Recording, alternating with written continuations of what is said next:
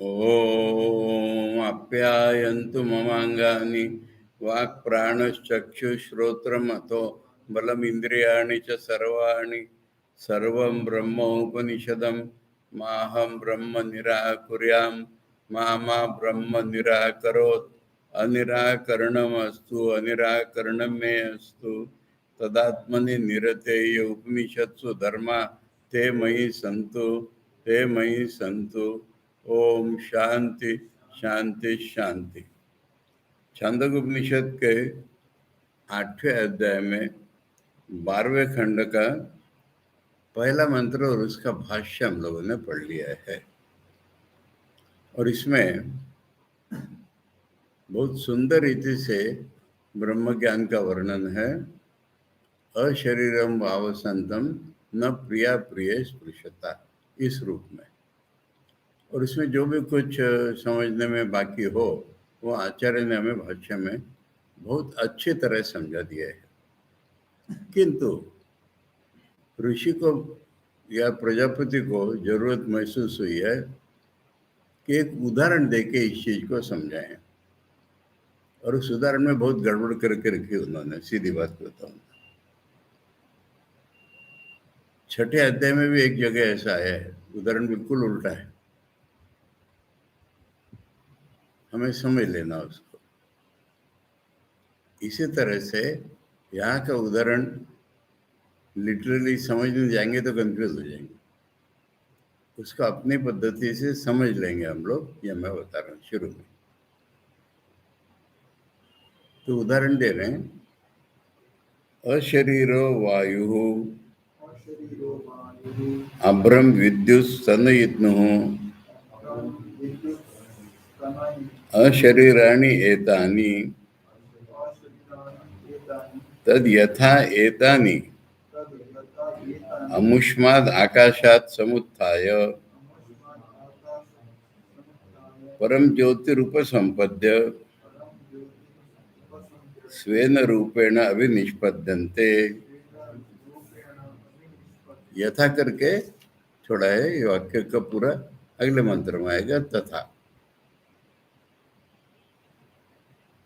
तो इसमें 4 चीजें बताइए जो अशरीर है, रिलेटिवली ऑफ कोर्स, क्योंकि अशरीर तो आत्मा को छोड़कर को ही नहीं सकता है। तो उदाहरण के लिए, और आत्मा के लिए एक आकाश के उदाहरण सफिशिएंट रहता है हमेशा, नहीं तो सूर्य का। फिर यहाँ कह रहे हैं कि वायु अशरीर है, मैंने दृश्य रूप में हाथ पैर वगैरह नहीं है, रूप तो है ना वायु का एक, परंतु वायु अशरीर है। और अभ्रम, अभ्र यहाँ पर एक्चुअली लिटरली अभ्र का अर्थ होता है सफेद बादल, जो अभी बादल बने नहीं है पूरे बरसाने वाले। फिर यहाँ पर हम उसको बादल इसी रूप में ले सकते हैं। और जो बिजली चमकती है वो अशरीरी है। सफेद इसलिए बोले कि रूप दिखाई नहीं देता हमको, इसलिए। तो सफेद बादल अशरीरी हैं और बिजली चमकती है वो अशरीरी है।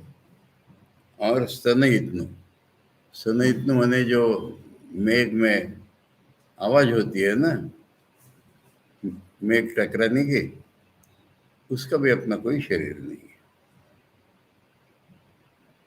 4 उदाहरण दे रहे एक साथ।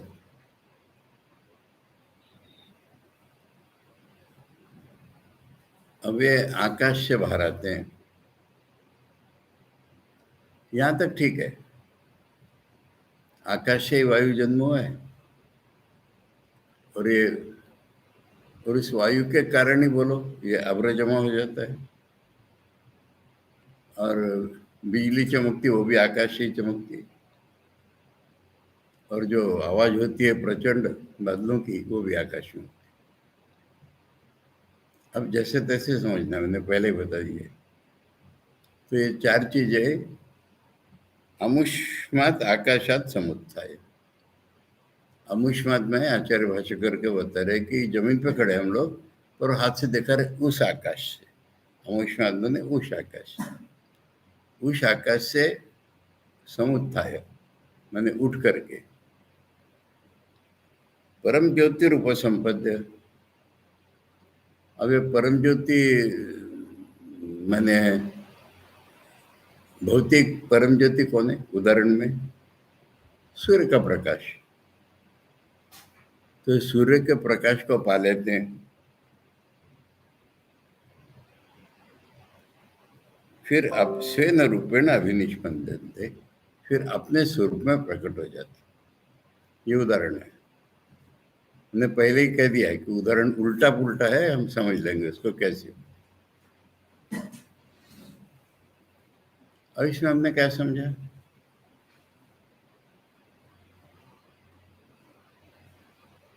यानी बताना है उनको आत्मा अशरीर है, किंतु शरीर इत्यादि से संबद्ध होकर सशरीर प्रतीत हो रहा है, और इस अवस्था से वो उठ जाए ऊपर, तब अपने स्वरूप में आ जाता है। ये बात उदाहरण से बतानी है ना। उदाहरण इस बात का देना है कि जो अशरीर आत्मा है वो सशरीर प्रतीत हो रहा है, और तब तक उसको सुख दुख लगे रहते हैं, और जब अपने इस रूप से उठ जाता है, अशरीर हो जाता है, और वहाँ परम ज्योति कौन सी है? स्वयं ज्योति, उसकी अपनी ज्योति है। यानी जब चैतन्य रूप में प्रकट होता है तो आनंद भी होता है, या तब वो अशरीर आत्मा होता है, ये बताना है। अब इसमें ये उदाहरण कैसे फिट होता है करके बताओ। अब यहाँ पर एक शब्द आ रहा है स्वेन रूपेण, अपने रूप में। तो आत्मा तो अपने रूप में जब प्रकट होगी तो बिना रूप की होगी, अशरीर होगी। यानी इस उदाहरण को अप्लाई करने जाओ तो कंफ्यूजन होगा। अब इसको हम ऐसा समझेंगे, कैसा? आकाश से वायु निकला, ठीक है, उसका रूप है, स्वरूप नहीं है ना? वायु का स्वरूप तो आकाश ही है। वायु निकला, फिर सूर्य की ताप उसमें मिल गई, तो फिर से वो आकाश हो गया। वो उसका स्वरूप था। आकाश से निकला अपने रूप में, अपने अलग से रूप में, और फिर वो सूर्य की ज्योति से फिर स्वरूप में आकाश में चला गया। ऐसे हम इसको समझेंगे। अब ये बादल हैं, बादल आकाश से बाहर आए, फिर बादल ने पानी बरसा दिया। पानी बरसाने के लिए बाहर आए थे वो, अब पानी बरसा दिया, फिर उसका क्या रूप रह गया? आकाश में मिल गया वो वापिस।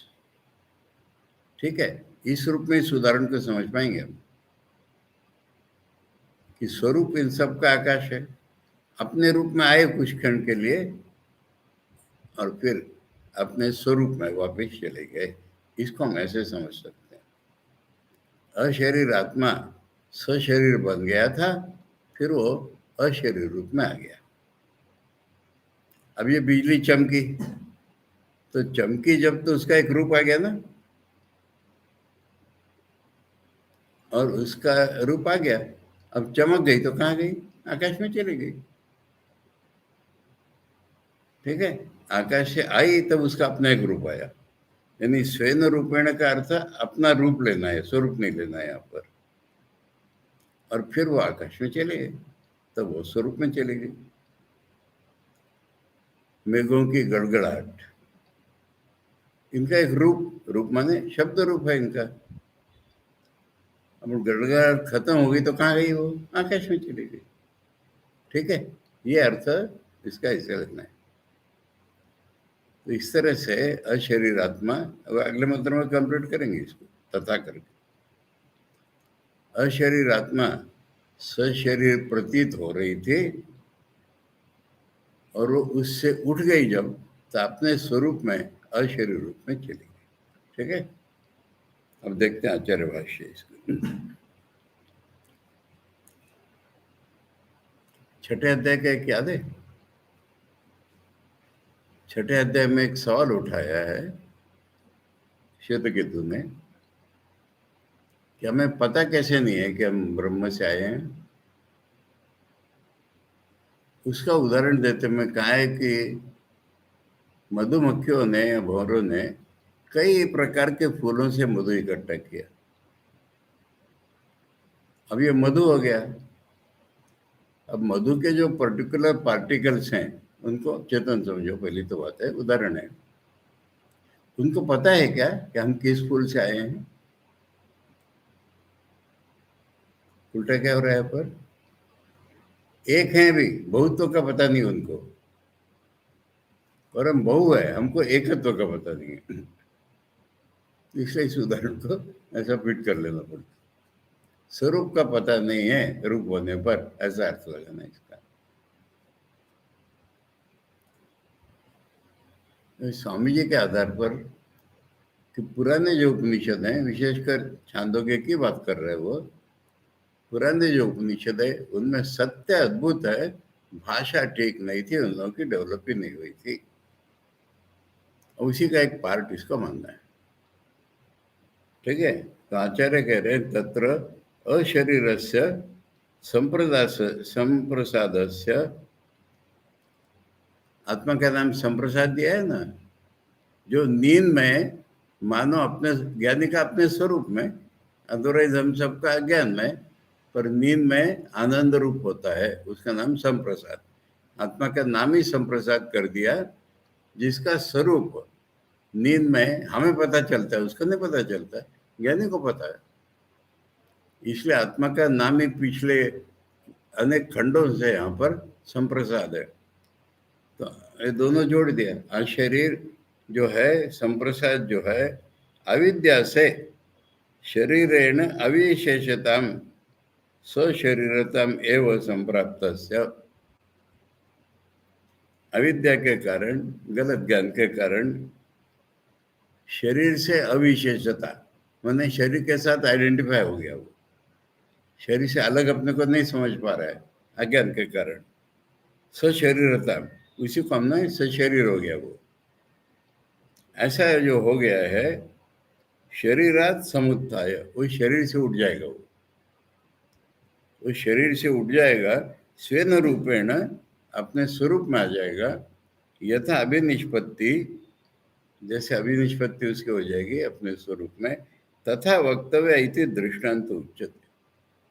वो चीज समझा नहीं, इसलिए एक दृष्टांत बताया जा रहा है।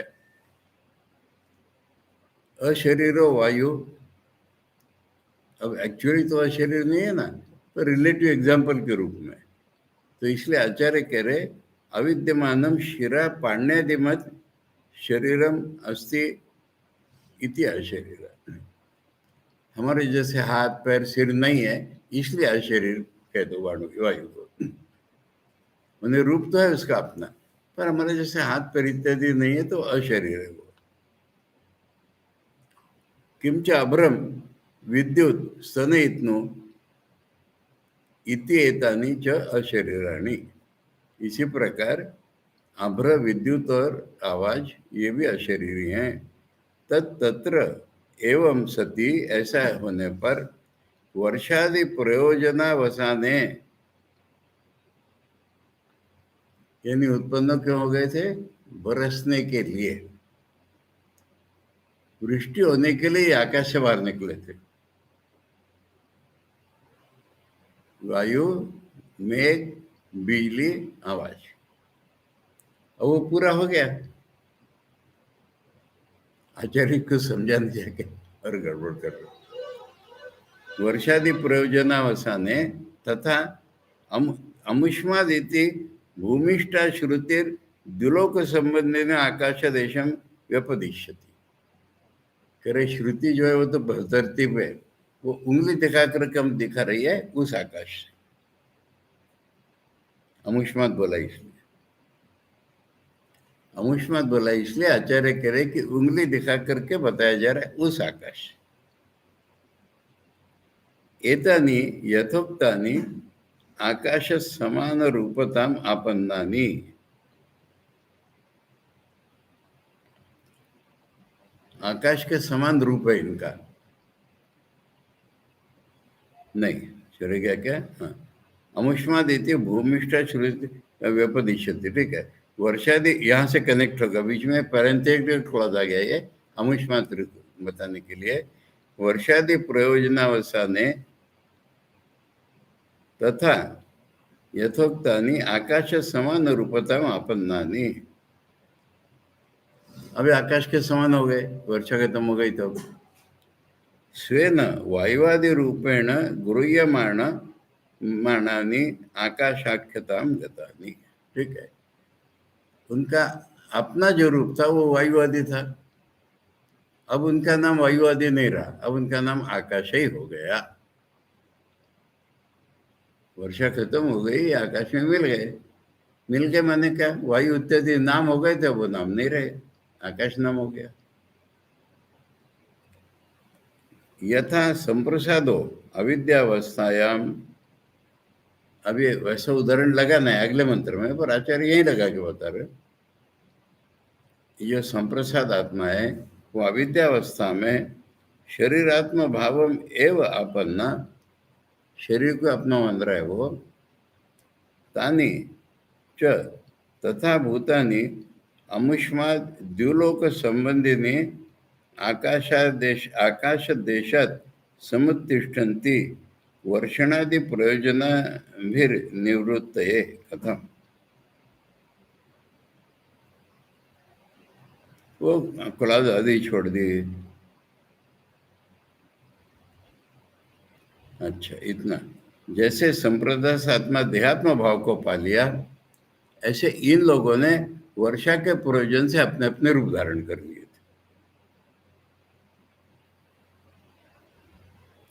शिशिरा पाए सावित्रम परम ज्योति।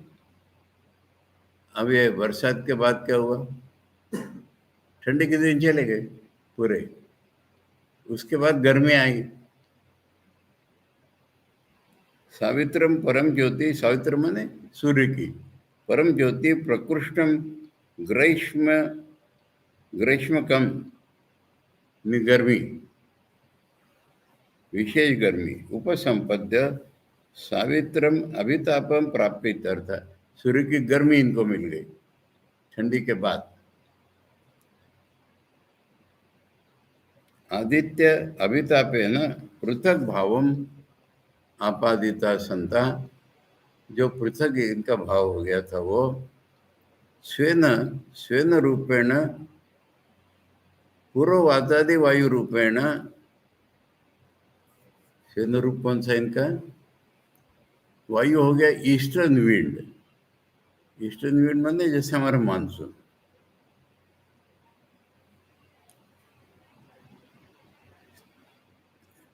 स्तिमित भावम हित्वा अभ्रमपि भूमिर पर्वत हस्त्याद रूपेण। बादलों ने कौन सा रूप ले लिया था, बरसते समय पृथ्वी, पर्वत, हाथी, कैसा मान लो। विद्युत अपि स्वेन ज्योतिर्लतादि चपल रूपेण। विद्युत कैसे दिख रही थी, एक कोई क्रीपर हो, चमक रही हो, ऐसा रूप हो गया था।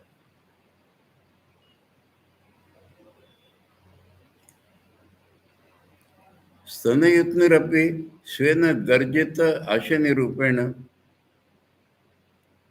और मेघों की गर्जना, अपना रूप माने उसकी गर्जना, और उसमें से ओले बरसते हैं। इति एवं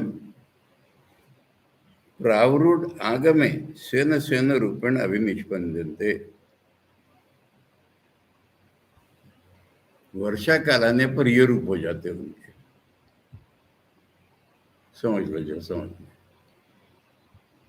मैंने बताया वैसे इसका अर्थ लग रहा है कि वर्षा काल में अपने अपने रूप में होते हैं, और बाद में ठंडी में क्या होता है मालूम नहीं, गर्मी जब आ जाती है तो सूर्य के ताप से फिर आकाश में, ठीक है। इससे ऊपर और नहीं इसको क्लियर कर सकते। लोकेश मोदी, अब इसका ये दृष्टांत अप्लाई करना है।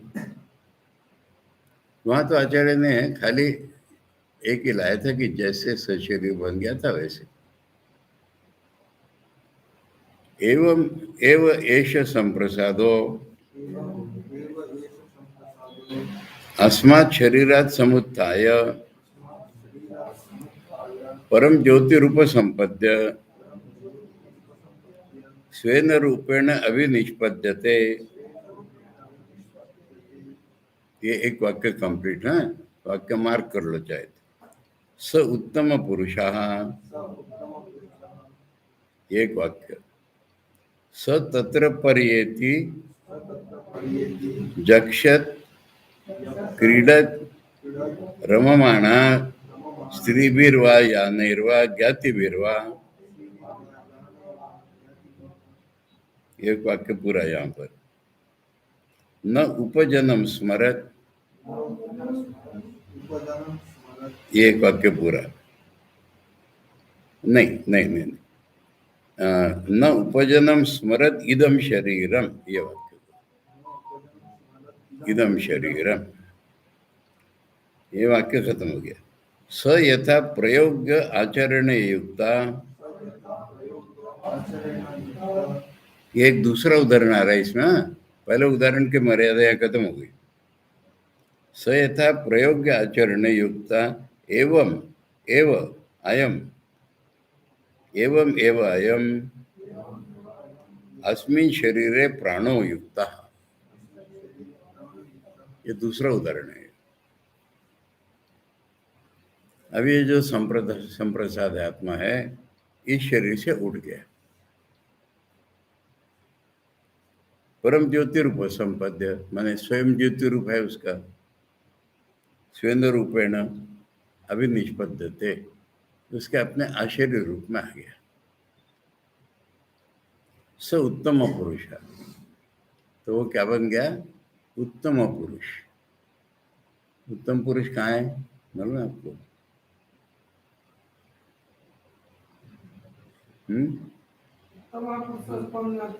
हाँ, उत्तम पुरुष गीता में। अभी गीता इसके पहले नहीं लिखी गई है, परंतु हमें जो उत्तम पुरुष पता है वो गीता का पता है। और उत्तम पुरुष क्या है बताओ? यहाँ उत्तम पुरुष का उल्लेख क्यों आया है? गीता का उत्तम पुरुष मालूम है? द्वाविमो पुरुषो लोके क्षरश्चाक्षर एव च क्षर सर्वाणि भूतानि कूटस्थ अक्षर पुरुष उच्यते। उत्तम पुरुषा तो अन्य परमात्मा इति उदाहरिता यो लोकत्रयम् आविश्य बिभर्ति अव्यय ईश्वरा। यानी क्षर पुरुष तो शरीर है हमारा सबका, और अक्षर पुरुष इसमें जीव है, वो अक्षर जैसा प्रतीत, कंटिन्यूस प्रतीत होता है ना, वो अक्षर पुरुष। परंतु इनसे अलग ही उत्तम पुरुष है, यानी रियल ट्रांसेंडेंट। ठीक है, समझ में आ रही है बात? परंतु कैसा है? यही तो सारी दुनिया बन गया है। यानी ट्रांसेंडेंट इमैनेंट रियलिटी को बताने के लिए उत्तम पुरुष शब्द का उल्लेख है। हमको जो रियलिटी प्रतीत हो रही है कंटिन्यूटी, वो तो जीव चैतन्य है, किंतु रियल कंटिन्यूटी जिसकी है वो उत्तम पुरुष है, इन दोनों से अलग। और वही सारी दुनिया के रूप में सारी दुनिया को धारण किया हुआ। उत्तम पुरुषा तो अन्य परमात्मा इति उदाहरित, उसका नाम परमात्मा। यो लोकत्रयम् आविश्य, जो तीनों लोकों में प्रविष्ट होकर विभर्ति इनको धारण करता है, वो अव्यय ईश्वर है। ठीक है, अब यहाँ पर वो टर्न देना है इनको। क्या टर्न देना है? वो जो ऐश्वर्य है ना, वो सब लोगों में हो जाता है, सबका भोग करता है, वो लाना है यहाँ पर। उसका लिंक है ये उत्तम पुरुष शब्द। समझ में आ रही मेरी बात? अशरीर आत्मा है, ये शरीर से उठ गया, स्वयं ज्योति रूप हो गया, वही उत्तम पुरुष है। वो वहां पर वहां पर मैंने अपने उत्तम पुरुष रूप में परियति विचरण करता है। चक्षत माने हंसते हुए, लाफिंग, क्रीडन खेलते हुए, रममाणा स्त्रीवीरवा यानेरवा ज्ञातिवीरवा, स्त्रियों के साथ एक ऑब्जेक्ट के रूप में स्त्री को ही सामने रखते हैं, जैसे ठाकुर ने कामिनी कांचन बोला। स्त्रियों के साथ, अपनी कार्स के साथ या अपने ज्ञाति बंधुओं के साथ वो हंसता हुआ खेलता हुआ रमण करता है।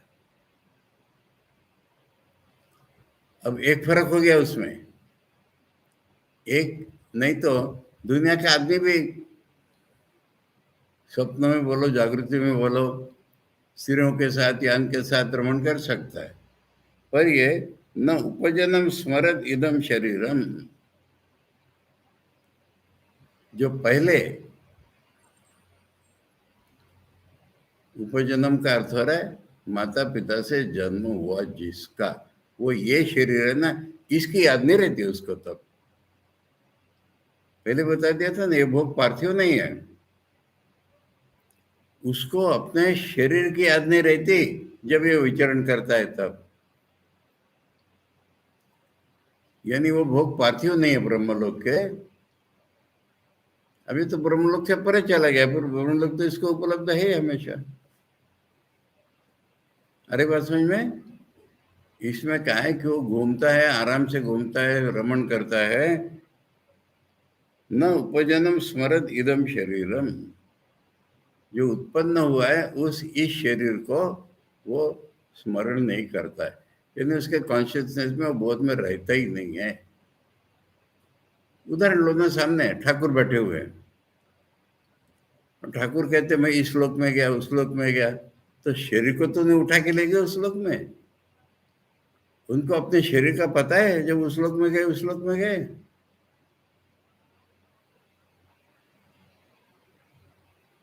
ठीक है, बात समझ में? माँ ने कहा है कि मैंने देखा, मुझे ऐसे लोक में ले गए, वो नारायण के पास लक्ष्मी बैठी हुई हूँ, फिर मुझे लगा मैं इस शरीर में कैसे घुसूं। मैंने उस वक्त इस शरीर में नहीं थी ना, ये डर्टी शरीर है, इसमें मैं कैसे घुसूं। परंतु वहां भी लोगों का काम करना है, इसलिए जबरदस्ती अपने को मैंने इस शरीर में घुसाया। ये माँ के वचन। तो वहां के भोगों की तुलना हम जागतिक भोगों से नहीं कर सकते, इसको बताना है। पहले भी बताया था ना, इसलिए शरीर बोध ही नहीं रहता। पहले एक बताया था कि वो मानव स्वरूप होते हैं, और मानव स्वरूप होते हैं तो भी रियल होते हैं, ज्यादा रियल होते हैं। अब ठाकुर भाव समाधि में तो हंसते नहीं है, हंसते हैं, कभी रोते भी है। रोने का उदाहरण इसमें दे दिया कि रोना दुख का स्वरूप आ जाता है। हंस रहे हैं, खेल रहे हैं, माशमा से बीच बीच कह रहे कहाँ चले गए हैं, किससे बातें कर रहे हैं। बीच बीच में उनको माँ दिख रही है, कुल कुंडली, उसी से बात कर रहे हैं। बाहर लोग बैठे हुए, इसका भी पता नहीं।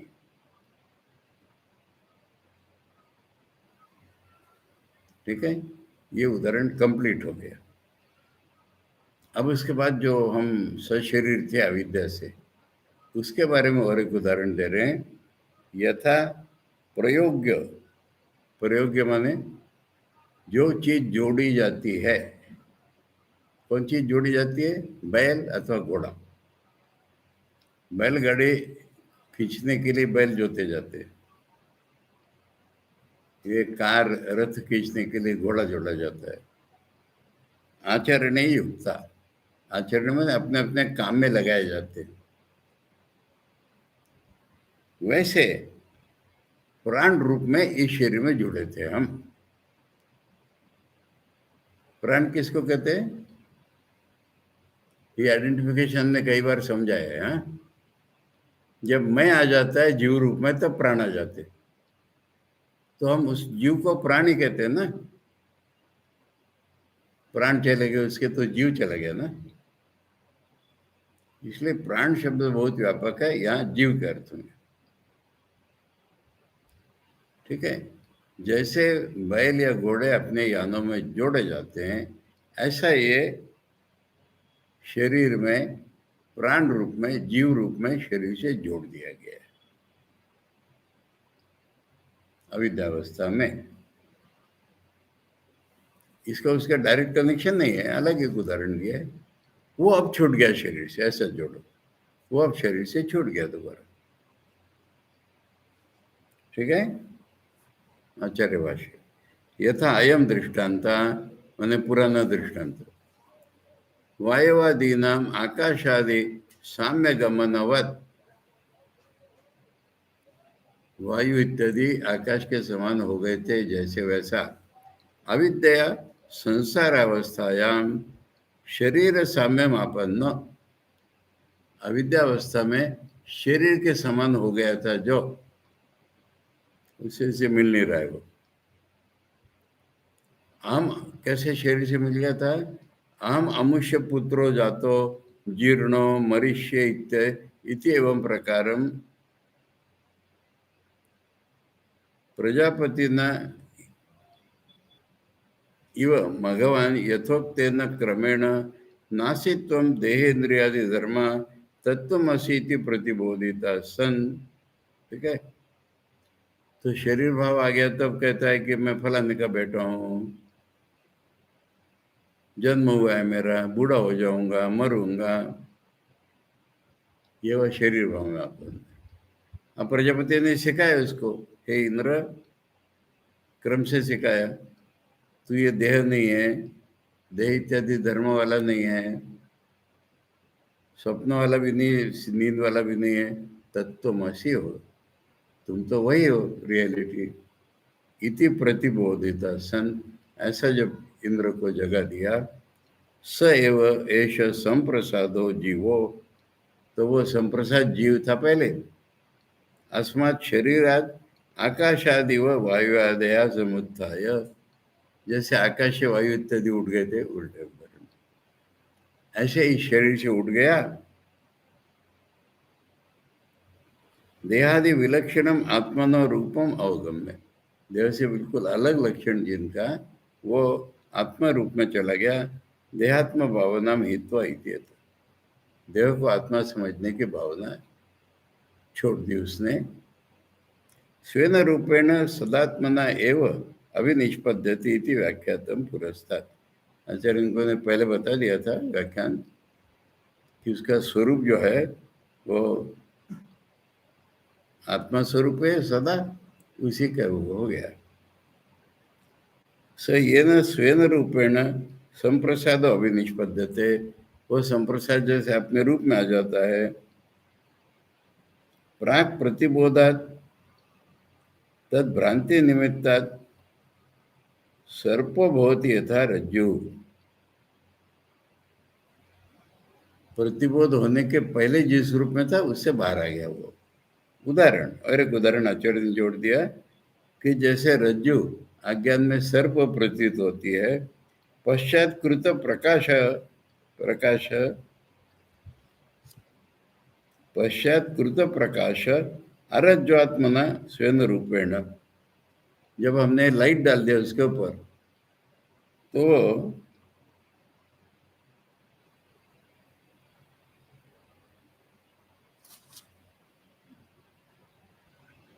स्वाभाविक रज्जु रूप में स्थित हो गई। ठीक है, सर्प हो जाती है रज्जु, जब प्रकाश डालने पर वो अपने रूप में आ जाती है। ऐसे ही प्रकाश से आ गया ये निष्पद्यते। एवं च स उत्तम पुरुषा, आचार्य समझा रहे, उत्तमश्चसु पुरुषश्चेति उत्तम पुरुषा, उत्तम है ये सर्वश्रेष्ठ, और पुरुष है इसलिए सैव उत्तम पुरुष अक्षि स्वप्न पुरुषो व्यक्त अव्यक्त सुषुप्ता समस्तः,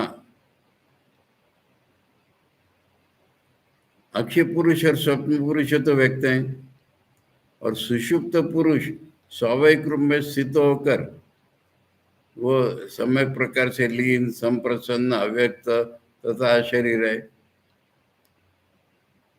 येषामेष स्वेन रूपेण अवस्थिता,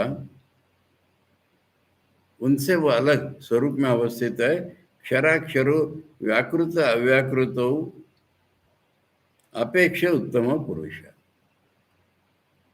यदि क्षर पुरुष माने मैनिफेस्टेड, अक्षर पुरुष माने अनमैनिफेस्टेड, उनसे अलग होने के कारण उसको उत्तम पुरुष कहते हैं।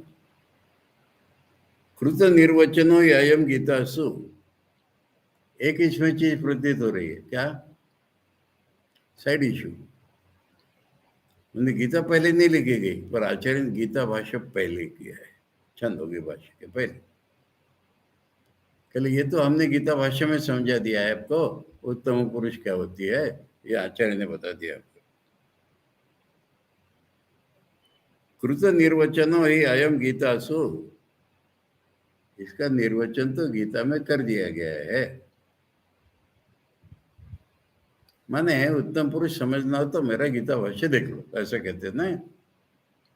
फुटनोट सी गीता कमेंट्री पेज, ऐसा कह दिया आचार्य। स्वसंप्रदाय स्वेन रूपेण तत्र स्वात्मनि स्वस्थतया। अब कैसा है स्वरूप उसका? सर्वात्मभूता अपरियेति, वो सर्वात्मा हो गया, माने ट्रांसेंडेंस इमानेंट। ये उत्तम पुरुष इसकी लिंक है। देखो, उत्तम पुरुष वो है जो अक्षर अक्षर से अलग है और सब पूरे विश्व में है मरा हुआ। तो ये सर्वात्मभूत हो गया और घूम रहा है। क्वचित इंद्रादि आत्मना, अरे वही इंद्र का रूप में, इंद्र के रूप में भी वही है। जक्षत माने हसन, भक्षय नवा, जक्षत के दो अर्थ होते हैं, हंस रहा है या खा रहा है। हंस रहा है या खा रहा है, दोनों जक्षत के अर्थ होते हैं। वहां भक्षयन व भक्षान, उच्चावचन ईप्सितान। उच्चावचन माने हम क्या कहते हैं, विशेष जब खाना पकाते हैं तो बंगाली में भालो मंद अनेक जिनिस छिलो आज के। We do not mean मंद देर, किंतु उच्चावचन माने ऊंचा नीचा कई प्रकार का खाना। ऊंचा नीचा माने मिठाई चटनी सब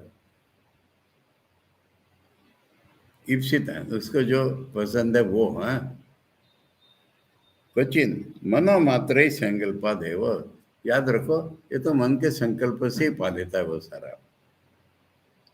समुत्थिते ब्रह्मलौकिक, वह जो ब्रह्मलोक के बताए गए थे ना, उसका जैसा ये ब्रह्मलोक से पार है, पर इसको भी वो सब अवेलेबल है। क्रीडन खेल रहे, स्त्री आदि भी रममाणश्च मनसा है, वो स्त्रियों के साथ जो खेल रहा है ना, ये भी उसका मन का ही खेल है, भौतिक रूप में नहीं। न उपजनम, उपजनम का भाष्य आचार्य के देखो, स्त्री पुंसयोर अन्योन्य उपगमेन जायते इति उपजनम। जो स्त्री पुरुष के सेक्स से उत्पन्न होता है उसका नाम उपजनम। आत्मभावे न व आत्म सामीप्य न जायते इति उपजनम। उपजनम का दूसरा अर्थ कि जो मेरे पास होने से, माने शरीर जो है ना मेरा, जो मेरे पास है वो मेरा शरीर ना, और मेरा क्या, वो भी शरीर ये भी शरीर, पर मेरे पास जितनी प्रकृति उसका नाम मेरा शरीर। ये भी उपजन का एक अर्थ हो गया। इति उपजनम इदम शरीरम तन न स्मरण, उसका स्मरण नहीं करता ये। तत्स्मरण ही दुखमेव स्यात् दुखात्मकत्वात् तस्य, इस शरीर में तो दुख ही दुख है, इसके याद नहीं रहती उसको। ननु अनुभूतम चेत न स्मरेत असर्वज्ञत्व मुक्तस्य, ये पीपुलर ऑब्जेक्शन अगेंस्ट सर्वज्ञता होती है, मालूम है ना? वो सर्वज्ञ थे, उनका शरीर कैसे नहीं मालूम अपना, तो सर्वज्ञ कहाँ रहे? अपना शरीर ही नहीं मालूम उनको, भौतिक बहुत सी चीजें नहीं मालूम है। आर्य लोग सर्वज्ञ थे, उनको पृथ्वी गोल है ये मालूम नहीं था, सर्वज्ञ कैसे हो गए? ऐसी आपत्तियां सर्वज्ञता पर लाते हैं लोग। जवाब लीला प्रसंग में सारनाथ स्वामी जी ने बढ़िया दिया हुआ। अरे मिथ्या की डिटेल नहीं मानो, इनकी क्या सर्वज्ञता कटती है क्या? ये पृथ्वी गोल है कि चपटी है, मिथ्या है ना। सर्वज्ञता का अर्थ है ब्रह्म सत्य जगत मिथ्या, कोई जानते वो सर्वज्ञ हो गया। मिथ्या उसके डिटेल नहीं उसके मालूम, इससे सर्वज्ञता कैसे कम होगी उसकी? इसलिए यहां पर कह रहे अपने शरीर को नहीं जानता तो सर्वज्ञ कैसे हो गया? उत्तर दे रहा आचार्य नैश दोष है, ये कोई दोष नहीं है। ये न मिथ्या ज्ञानादिना जनितम तच्च मिथ्या ज्ञानादि विद्या उच्छेदितम अतः तन्न अनुभूतम एव इति तद अस्मरणे सर्वज्ञता हानि।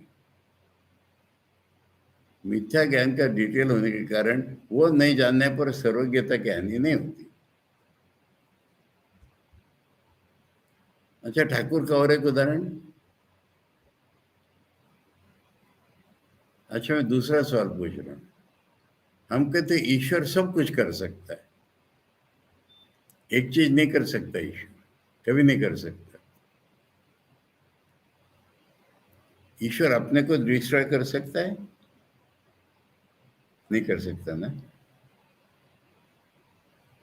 पर इससे सब कुछ कर सकता है कि हानि नहीं हो रही है, कोई करना नहीं हो रहा है। और एक उदाहरण, ठाकुर के सामने माइक्रोस्कोप की बातें चल रही थी। ठाकुर ने कहा कैसा कैसा मुझे भी देखना है। तो कौन थे वो? प्रेमानंद स्वामी जी के भाई, उनको प्राइज मिला था, उनको मैसेज भेजी गई, वो माइक्रोस्कोप ले आए, शाम को बलराम बाबू के घर में सेटअप किया उन्होंने। ठाकुर उठे उसको देखने के लिए, वापिस आ गए, नहीं देखा जाता मेरे से। तो ब्रह्म के पुरुष सब कुछ कर सकते, ये क्यों नहीं कर सके? अरे मन को संकुचित नहीं कर पा रहे ठाकुर, मन सर्वव्यापी है उनका। और सूक्ष्म का अर्थ उनका सूक्ष्म दर्शन होता है, ये कोई सूक्ष्म दर्शन नहीं होता है, छोटे का बड़ा होता है। खाली कोशिश करके भी नहीं कर पाए, आधे घंटे तक वेट करके वो अपना माइक्रोस्कोप वापिस ले गए। ये लीला प्रसंग में वर्णन है पूरा। तो इसलिए हमारे फालतू के न समझ करके आरोप होते हैं, इसमें सर्वज्ञता सर्वशक्तिमत्ता की हानि नहीं है। इसलिए जो भ्रांति जनित शरीर है उसको याद नहीं रखते तो क्या हानि होगी क्या? अब इसका आचार्य उदाहरण जवाब बहुत मजेदार दे रहे। नहीं उन्मत्तेन ग्रह गृहीतेन वा यद अनुभूतम। एक तो पागल आदमी है या ऑब्सेस्ड है, पागल आदमी भी ऑब्सेस्ड होते हैं कई बार। ग्रह गृहीतेन माने किसी पर्टिकुलर ऑब्सेशन से ऑब्सेस्ड हो गए हैं, वो कुछ अनुभव कर रहा है। अगर पागलपना ठीक हो गया, वो ऑब्सेशन निकल गया, अब वो नहीं देखेंगे ना।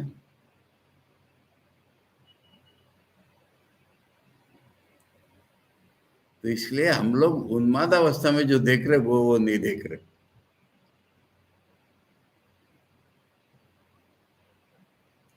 खूब मजेदार उदाहरण है एक, मराठी में तुमने पढ़ा है क्या?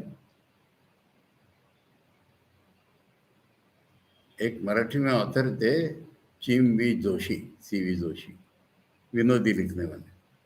उनका एक लेसन है पागलों का अस्पताल, विडेंचे इस्पितळ। वो एक आदमी देखने गया है, तो उसको किसी ने रिसीव किया, वो सारा दिखाया उसको, और बाहर गेट तक आया, रुका, बाहर नहीं आया। बाहर आओ ना, मुझे परमिशन नहीं है। वो भी एक पागल था। बोले तुम्हें क्यों अटकाया? बोले समझ में नहीं आता। मैंने कहा था तुम इतनी स्टीम और बिजली खर्च करते हो, एक मैग्नेट का बॉल ले आओ बड़ा, और वो इंजन के सामने रखो, तो इंजन को खींचेगा। उसको कौन ढकेलेगा? ये तो ढकेल ही रहा है ना उसको। बोले ये बात छोटी सी बात नहीं समझ पाया, मुझे यहाँ रख दिया। और उसके उदाहरणों में एक आदमी ऐसा खड़ा है, दूसरा आदमी सीटी बजाते हुए आ रहा, मैंने ट्रेन चल रही है, ए सिग्नल डाउन करो ना, ट्रेन को आगे जाना है, उससे कह रहे हो। उसको सिग्नल दिख रहा है, पढ़ने लायक है वो लेसन, मिले कहीं तो एक एक चीज में ऐसे ऑब्सेस्ड हो जाते हैं। अब कोई एक स्त्री है, विधवा, मर गए उसके, वो बिलीव नहीं करती वो मरे। अब किसी को भी देखते हैं, ये आ गए, ये आ गए, ये आ गए।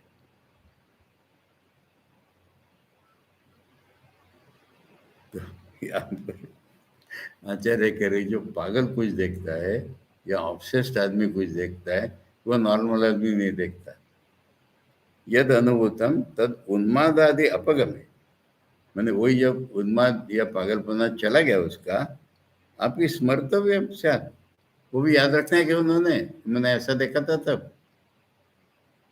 तथा यह भी संसार, संसारी वीर अविद्या दोषवद भी, हम संसारी लोग अविद्यावान हैं, हम जो अनुभव करते हैं वो सर्वात्मानम अशरीरम पद में अनुभव,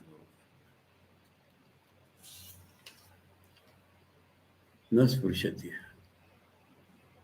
जो विद्वान है वो उसका स्पर्श भी नहीं होता।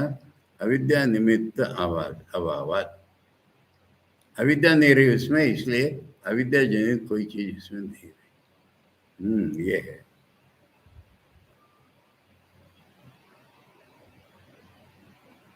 और वो देख क्या रहा है फिर, कामना क्या चल रही है उसकी, क्या खेल रहा है, ये भी तो बताओ।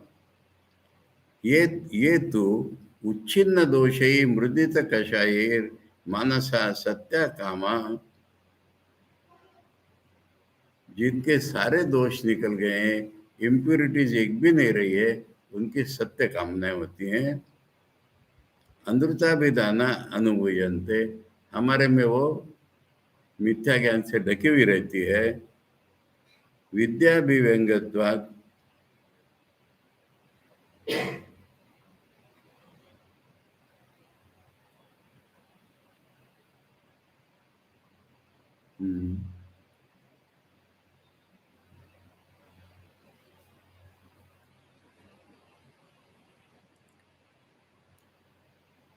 वो मिथ्या विषयों का हमें अभिमान है, इसलिए दिखती है हमको। ये ते और विद्या के बीच में गैप है क्या लोकेश? अनुभूयन्ते विद्या विव्यंग्यत्वात्, गैप नहीं है ना? हाँ, इसमें गैप है, इसलिए यानी है वहां पर, है अविद्या विव्यंग्यत्वात्, अविद्या के कारण जो इसमें प्रकट हुए थे वो इसमें नहीं है। ते एव मुक्ते न सर्वात्म भूते न संबद्धन्ते इति आत्मज्ञानस्तुतये निर्दिश्यन्ते। यहाँ पर हमें अविद्या में जैसी चीज दिख रही है, उसको विद्या में ऐसी चीजें दिख रही, इसके जैसी कुछ चीजें, ये नहीं है वो। आता है साधु एतद विषय नष्टि यह एते ब्रह्मलोके इति, इसलिए बीच में जो बोल दिया जैसे ब्रह्मलोक में, वो इसलिए बोला कि यहाँ के जैसी कुछ चीजें, पर यहाँ के जैसे नहीं है। यहाँ के जैसे भौतिक नहीं है, पर कुछ आकार सिमिलैरिटी वहाँ भी क्या, ये समुद्र थे बड़े बड़े, मंडप था, सोने का मंडप था, तो उसका वर्णन यहाँ के जैसा होता है, वो चीज वैसी नहीं है।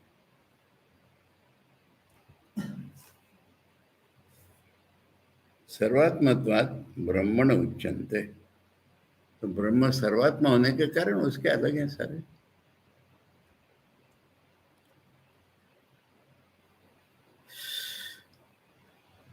इसमें बीच में एक और रिफ्लेक्शन ले लो कि भावावस्था में जो अनुभव होते हैं,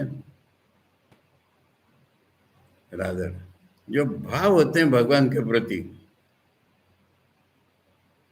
ये हम कहते भगवान हमारी माँ है, तो हमारी जैसी जन्मदायिनी माँ ऐसे नहीं होती भगवान।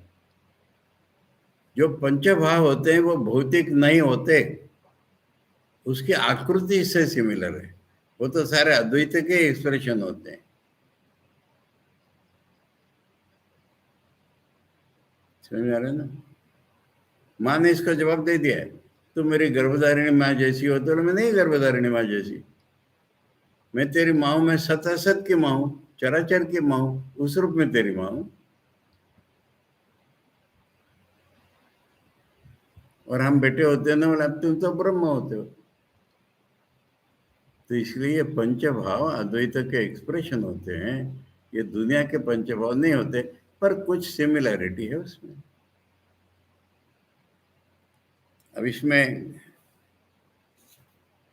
दोष निकल रहा है। ननु कथम एक सन अन्यत पश्यति। अब ये समझा इनको। छांदोग्य में पहले ही बोल दिया है कि अन्य न अन्य शृणोति न अन्य पश्यति, फिर क्या देख रहे हो? ननु कथम एक सन, वह एक ही जो है, नान्यत पश्यति नान्य शृणोति नान्य विजानाति स भूमा कामांश ब्रह्मलोकिकन पश्यन रमते इति च विरुद्धम। वो ब्रह्मलोक वाले जो कामना है उनको देखता है, वह रममाण होता है, ये तो विरुद्ध लग रहा है हमको। यथा एको यस्मिन एव क्षणे पश्यति स तस्मिन एव क्षणे न पश्यति। मैंने देखता नहीं है और देखता है, एक साथ कैसे हो सकता है? नैष दोषा श्रुत्यंतरे परिहितत्वात्। बृहदारण्यक में हमने इसका निराकरण कर दिया, आचार्य कह रहे। छांदोग्य बड़ बाद में उन्होंने भाष्य किया है। देखो, गीता के बाद में हमने देखा, बृहदारण्य के भी बाद में किया है, क्योंकि बृहदारण्य का रेफरेंस आचार्य ने 2-3 जगह दिया है, यहाँ भी दे रहे हैं। दृष्टुर दृष्टेर अविरो अवि इसको कल पढ़ेंगे, हाँ थोड़ा रह गया ये न देखते हुए भी कैसे देखता है, ये बात, इतनी बात कल पढ़ेंगे। ओम आप्यायन्तु ममांगानि वाक् प्राणश्चक्षु श्रोत्रम अथो बलम इंद्रियाणि च सर्वाणि सर्वं ब्रह्मोपनिषदं माहं ब्रह्म निराकुर्यात् मा ब्रह्म निराकरोत् अनिराकरणमस्तु अनिराकरणं मे अस्तु तदात्मनि निरतेय उपनिषत्सु धर्मा ते मयि सन्तु ते मयि सन्तु। ओम शांति शांति शांति। हरि ओम तत्सत। श्री रामकृष्णार्पणमस्तु।